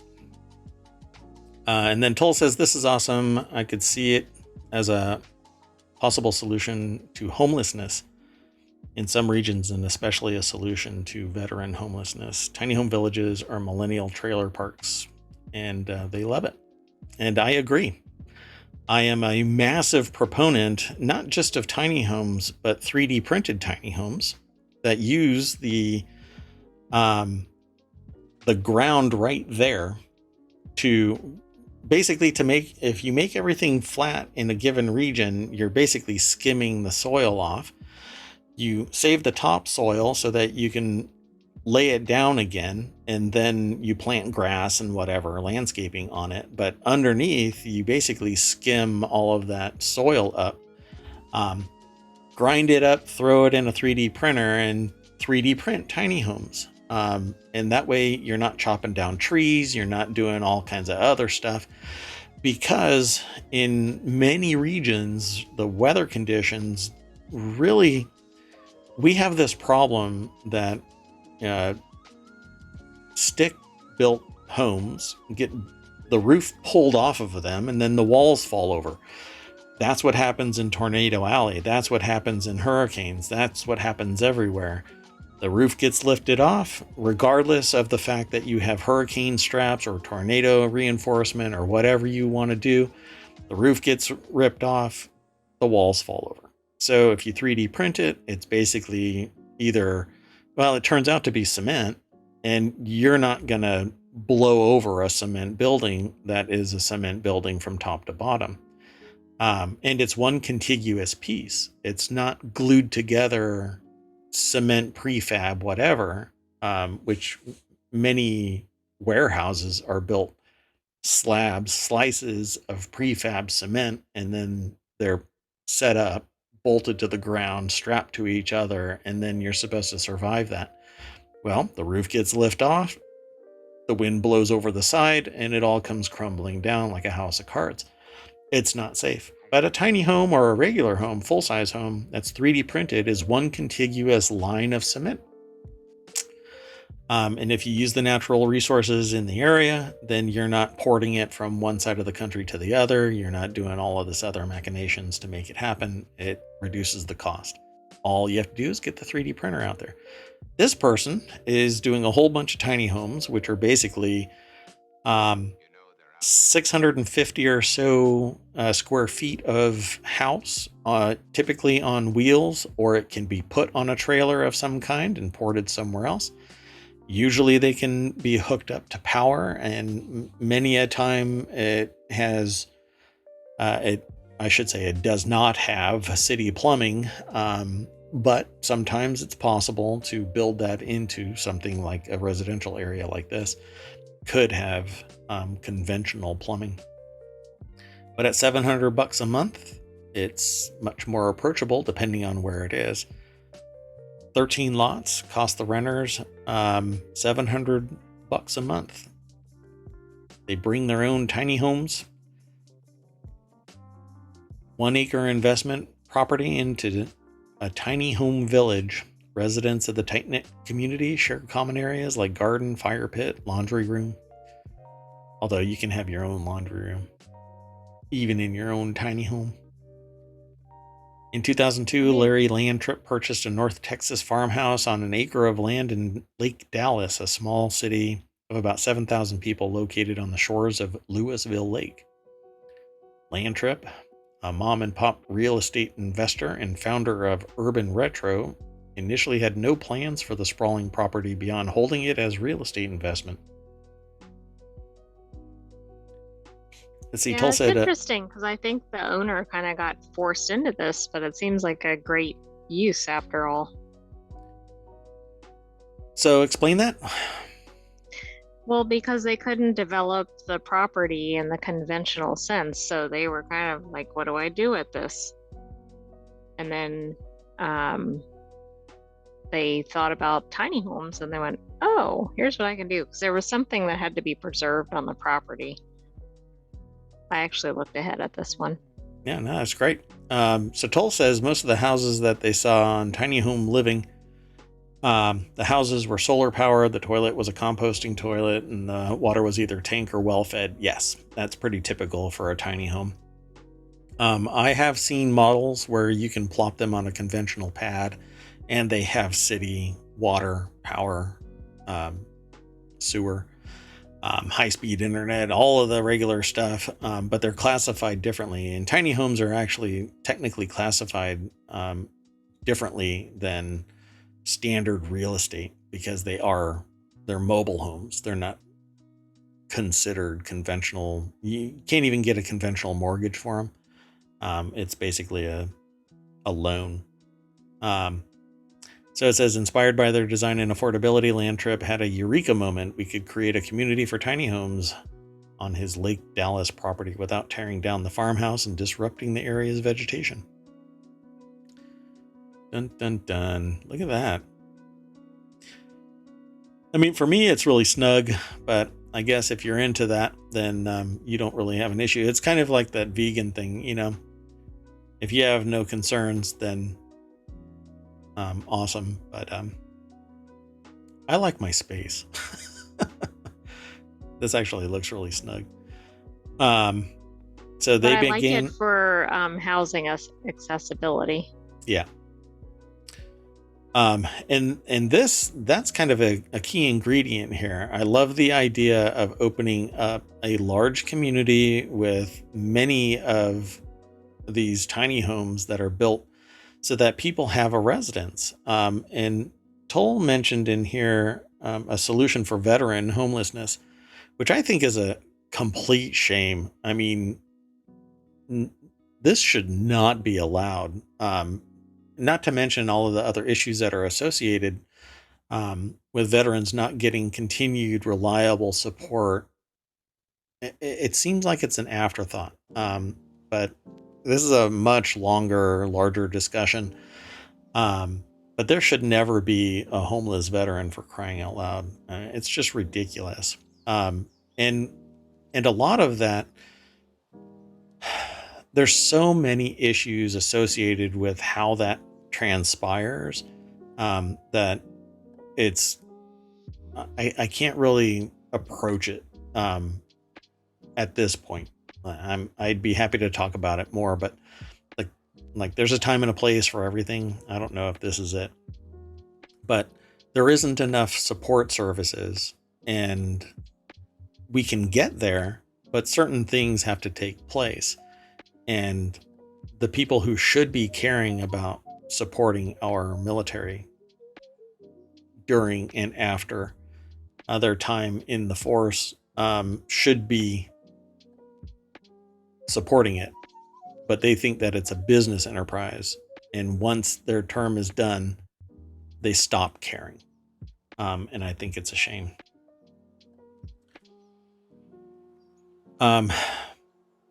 Crazy Cat Lady says that a lot of these vets are homeless because of paperwork issues. Yeah, there's a multitude of reasons. But VA services, it seems to be a cluster. Just kind of summarize it there. But maybe, if more grants were facilitated for donating land, spinning up a 3D printer to print these permanent mini estates, basically these little plots of land, a quarter acre kind of a thing. But people who have land don't want to give it up. And the government, government is the largest owner of property in the United States. They could donate large swaths of land for this process, because there are always people going in and out of being a veteran and transitioning from being in the military to being a civilian again, but still having the military mindset. These could be that transitionary locations where they have a place to live, to call home, with people who have gone through this process and have support services there. But that's just not, you're cut loose and you have to fend for yourself. And the amount of paperwork that I've seen people having to do, even 25 years after retirement, it's astonishing. They have to justify their existence, even though it's all well documented. Anyway, I'm sorry to get sidetracked, but that's what they're talking about in this, and that's what we're talking about in chat. Joel says it's inexcusable and we owe them more than what they're getting. Yep. Yeah, I agree. So Landtrip said that the tiny home renters brought to the village range in the price from about $50,000 to $125,000. That's the tiny homes that they're bringing in. So let's move on to the next and the last article for today. And I wanted to end with this game because I kind of fell in love with its trailer, and I saw that during the various reveals this last week. This is in the Tabletop Nights channel, Branching Path. After seeing Armored Core 6, I think I understand the appeal of gunplay. Now this is pretty amazing. So you'll have to watch the video, but it's basically you take on this bot. You take on the form of this bot, this robot. It's basically armor. It says, that being said, I'm not a Armored Core fan. While I've played other games from that From Software have produced outside of their now Souls fare, they've never had the opportunity to play an Armored Core. So outside of understanding some of the franchise's basic facts, heading into the hands-off appointment, they were a blank slate. Well, the processes, the way that you play this game, it's super fast. I don't know if it's really bullet hell kind of a game, but the reaction time, you need really fast twitch reflexes. You need to observe what's going on and react. It's quite entertaining to watch. I don't know if I'd be good at playing this game because it's hyperkinetic, it's hectic. Let me see. They don't even have a video. I really wish that they had a video in this, but they don't. So Which this is a would real. not be your forever game. This would not be my forever game. James Galizio is the author of this over at rpgsite.net. They don't even have a link to this trailer. So you're going to have to, you know what? I don't know if I've been throwing any of these into chat, for crying out loud. I feel like I'm the one that's fallen apart now. Let me throw all of these into the chat real quick. I don't think that's the last one. Let me see. Let me scroll up. I think it was about number 3. No. It's not that far back. But let me throw all of those in there. I think this might be the last one. Because that one's about the neo-Nazis. So that's the phrase that I want to end on. Tull says, so you don't have to be super twitchy. You can be a bullet sponge. Yeah, so it says here, whatever you end up deciding to do, combat itself looks incredible. And while I did not have the chance to get hands-on with the game itself, talking with members of the press who did, the praise was unanimous for how the game supposedly felt to play. They'll have to wait a few more months to be able to verify those claims, much like anyone else, but at least as of right now, it sounds like the game's controls and combat are in a very promising place. Crazy Cat Lady wanted everybody to know that the blanket is 98% done. Just need to add the borders. Good luck. Good job. So what I saw about this this game, you take on the role of a Gundam.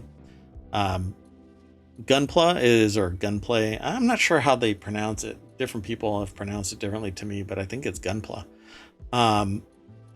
The idea of this is that you are a Gundam and you're fighting your way through the levels, but the resolution is spectacular from what I've seen, and I'm really into that. I love playing games where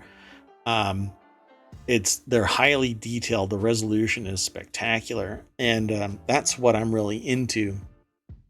That's why I'm going to be playing the hell out of Starfield, because I think that the game takes No Man's Sky and kind of injects it with nitrous oxide. Man, it takes it from 0 to 60 in a nanosecond, and I want to play that game. And it's kind of like this in that there are the previous iterations of Armored Core were way older, lower resolution, and I am just not into it. But this one seems like it'll be fun, at least to watch. I don't know if I will play it, but I love watching people excel at games like this, just like Souls games. It's great for other people, but I would be smashing the hell out of my studio if I was playing that game. Toll says, how much have you been watching the Unreal Engine 5? Yeah, I'm all over it. I love it. They were phenomenal for their time, but they haven't aged well. When you said UE5 engine, right? You're talking about Unreal Engine, right? I actually have everything loaded up. I haven't been able to dedicate enough time, but I want to do the real-time face tracking and recreate me in VR space and in real space. Like, instead of me streaming me, it will be my synthetic me, and then I can do more stuff with it. So yeah, Unreal Engine 5 is spectacular. So the what was it called? What's the name of that thing? Metahuman. So my camera is high resolution enough that I can sit here and it can track me and convert me into manipulating the wireframe of the metahuman and a high resolution V streamer. So it would look like me, except that I could do whatever I want with that synthetic Merawatt. Yeah. Whereas everybody else is a cartoon, a simulacrum of them, right? It's not really them. It's just a cartoon, animated, whatever. This would be ultra realistic Merawatt, but still synthetic. I mean, I just love the idea of that. And that's what I wanted to do initially. But I love being online and streaming. So that's why I'm here. By the way, we are at the end of our show. And what I normally do is I drag everybody back to Main Street. And then we click on the little ohmTown name. It refreshes. And once you become a citizen of ohmTown, when you drop down this little menu right here, you actually get the ability to remember and ignore articles. And you do that by swiping. You just click on it and swipe left or right, and it will store them into 2 lists. And then you can go back and look at these lists. Click on the articles. It saves it so that if you're on mobile, then you can come back at a later time and look at what your favorites are for a given day. And you can go back, within 4 years. And every day is broken out within that time frame. I've actually removed much of the data. I started streaming January 1st, 2022. But it has 2 years prior to that in data that's accessible, at least. And we've got much more coming, but it's all in the works. There's 6 main categories, 50 channels, about 200 sources that feed into our news aggregation process.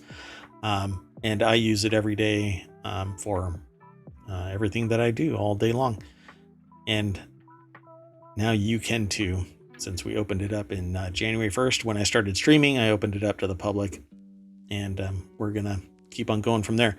When you click on something and you're signed in, you can actually favorite it, and it goes into a favorites category, which is separate from the remember and ignore lists. And that favorites list, you can actually share with other people, which is a neat feature, so that you can actually let other people know what it is that you are interested in. Whereas these 2 other lists, the remember and ignore list, those are private only to you. Nobody else can access them. So this is what we do. Right on.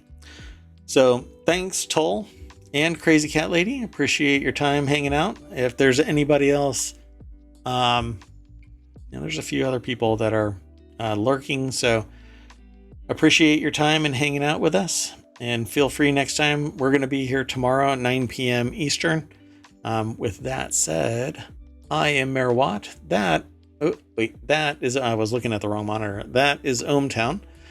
And up there is the AI that keeps everything in check. You want to say goodnight, oh great AI. Goodbye, ohmTown citizens, and we'll see you tomorrow night, 9 p.m. Eastern. Cheers. Wow, it's so late that my lights have turned off. I guess that's a signal that I'm going to turn into a pumpkin in about 2 minutes. See you tomorrow, everybody. Oh, look at that. Even that's broken.